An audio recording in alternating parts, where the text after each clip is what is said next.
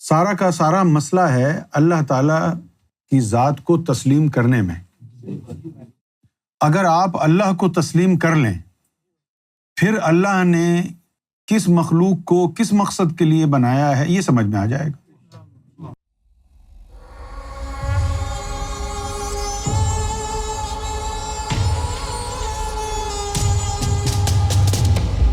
اللہ نے حضور پاک کو رحمت للعالمین بنا کر بھیجا ہے، تو حضور پاک نے کبھی جانوروں کی قربانی کی ہے؟ اگر کی ہے تو وہ رحمت للعالمین کیسے؟ مہربانی فرما کے اس کی تشریح فرمائیں۔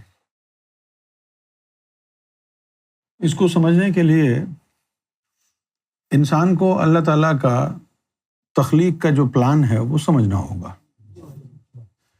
بہت سے لوگ یہ کہتے ہیں کہ جانوروں کو کاٹنا، ان کو کھانا، یہ اینیمل کرولٹی ہے کیونکہ وہ جاندار ہیں۔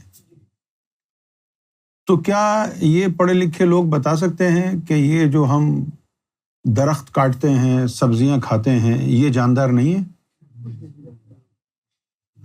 سارا کا سارا مسئلہ ہے اللہ تعالیٰ کی ذات کو تسلیم کرنے میں۔ اگر آپ اللہ کو تسلیم کر لیں، پھر اللہ نے کس مخلوق کو کس مقصد کے لیے بنایا ہے یہ سمجھ میں آ جائے گا۔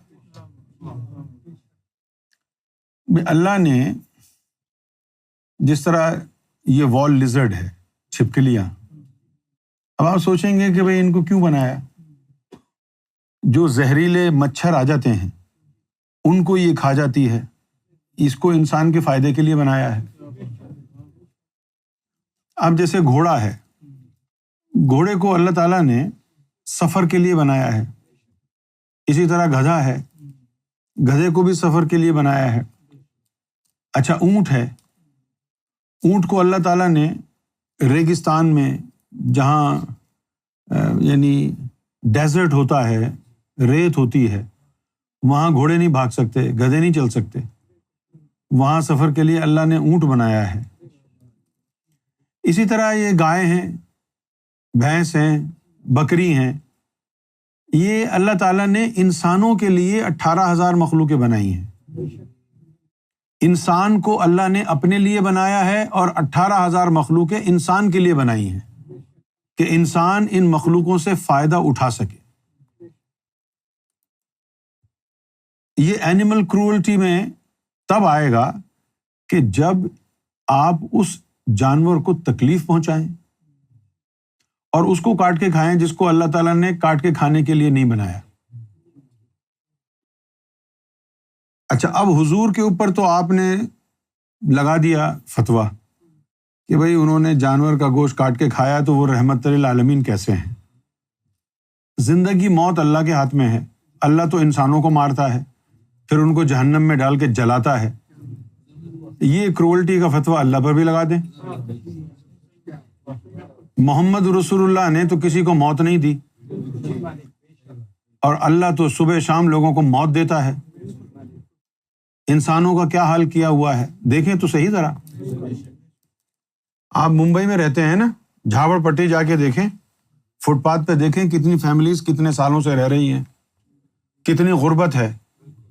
ایک ایک کمرے کے مکان میں لوگ رہتے ہیں، 10-10 آدمی ایک ایک کمرے میں، کتنی غربت ہے، کیسے وہ اپنی زندگی گزارتے ہیں۔ تو پھر اللہ تو غفور الرحیم ہے، اللہ تو پالن ہار ہے، وہ تو 70 ماؤں سے زیادہ پیار کرتا ہے، اس کے باوجود کیا حال ہے دنیا کا۔ ان باتوں کے اوپر جو ہے آپ تباہ آزمائی نہ کریں، خاص طور پر ایک مسلمان ہوتے ہوئے آپ کے انداز میں جب آپ حضور صلی اللہ علیہ وسلم کے لیے گفتگو کریں تو اس کے اندر انتہائی درجے کا ادب ہونا چاہیے، انتہائی درجے کا ادب ہونا چاہیے۔ اچھا، اب حضور صلی اللہ علیہ وسلم رحمت للعالمین ہیں، اس کا کیا مطلب ہے؟ آپ صلی اللہ علیہ وآلہ وسلم جسم سمیت صرف اس دنیا میں تشریف لائے، باقی جو سیارے ہیں جیسے مریخ ہے، سورج ہے، یہاں پر آپ روحانی طور پر آپ کی بعثت ہوئی ہے، روحانی طور پر وہاں تشریف فرما ہوئے ہیں۔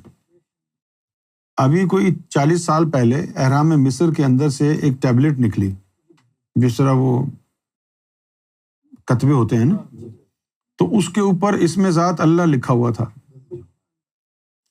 اب اسم ذات تو 14 صدی پہلے حضور صلی اللہ علیہ وسلم کو پہلی دفعہ عطا ہوا ہے، پھر وہ جو تختی 10,000 سال پرانی ہے وہاں سے اسم ذات کیسے برآمد ہو گیا؟ اس کا مطلب ہے کہ حضور پاک پہلے بھی اس دنیا میں تشریف لا چکے ہیں، اس دنیا میں بھی تشریف لائے، مریخ پر بھی گئے، چاند پر بھی گئے، سورج پر بھی گئے اور دیگر سیاروں پر بھی گئے، اور ہر سیارے پہ جا کے آپ نے لوگوں پر رحمت برسائی، اس لیے رحمت للعالمین کہتے ہیں۔ یہ اپنے اپنے ذہن کی اختراع لے کے لوگ بیٹھ جاتے ہیں کہ بھئی اینیمل کرولٹی نہیں ہونی چاہیے، اس لیے کہ وہ جاندار ہیں۔ یہ جو آپ پودے جو کھا رہے ہیں، یہ جو سبزیاں کھا رہے ہیں، یہ بھی تو جاندار ہیں، یہ مردہ کب ہیں؟ یہ مردہ تو نہیں ہے۔ تو جن جانوروں کو اللہ تعالیٰ نے اس ہی مصرف کے لیے بنایا ہے، بھئی دیکھیں آپ، اب یہ بکریاں، مرغیاں، یہ ادھر ادھر پھرتی رہیں اور کہیں ہم کو ہاتھ نہیں لگانا، ہم کو کاٹنا نہیں، تو کیا ہوگا ان کا؟ ایسے ہی بیچاری جی کر مر جائیں گی، کسی کے کام نہیں آئیں گی، کیا فائدہ ہوگا؟ اور پھر ایک مسلمان ہونے کے ناطے آپ نے تو سنا ہوا ہے نا کہ اللہ تعالیٰ نے حضرت ابراہیم علیہ السلام کو کہا تھا کہ اپنے بیٹے کو قربان کرو۔ اچھا، جو لوگ آج ہندوستان میں یہ کہتے ہیں، اینیمل کرولٹی کی بات کرتے ہیں، وہ اپنے دھرم سے ہی پوچھیں کہ جب کسی انسان کی بلی چڑھائی جاتی ہے تو وہ ہیومن کرولٹی نہیں ہے؟ دھرم کے مطابق عورت کو ستی کیا جاتا تھا، وہ کرولٹی نہیں تھی؟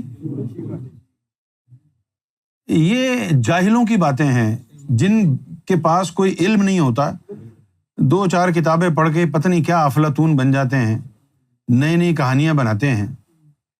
یہ سارے ایسے جاہلوں کی باتیں ہیں۔ اللہ تعالیٰ نے جانوروں کو بنایا اس لیے کہ انسان کی خدمت کریں۔ وہ خدمت کیا ہوگی؟ یہی خدمت ہے۔ اب کیا کہہ سکتے ہیں، بس ہر دین کا اپنا معاملہ ہے، اور پھر اس دین میں بھی کوئی چیز نہیں ہوتی ہے جو اس کے ماننے والے جو ہے نا انوینٹ کر لیتے ہیں۔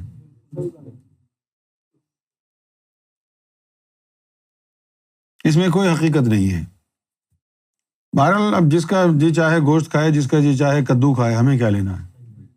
لیکن ہم کیونکہ یہ مسلمان ہیں نا، ان کو تو بتانا پڑے گا نا، اللہ کو مانتے ہیں نا، ان کو تو بتانا پڑے گا نا کہ اللہ تعالیٰ نے جانوروں کو اس لیے بنایا کہ وہ انسان کی خدمت کریں، ان کے کام آئیں۔ تو دیکھیں آپ بکری کا دودھ پیتے ہیں، اگر بکری کا دودھ نہیں ہوتا تو پھر کیا ہوتا؟ تو کہاں سے دودھ لاتے؟ اگر بھینس نہ ہوتی، گائے نہ ہوتی، بکری نہ ہوتی تو پھر کیا کرتے؟ Where milk come from? No milk, no tea.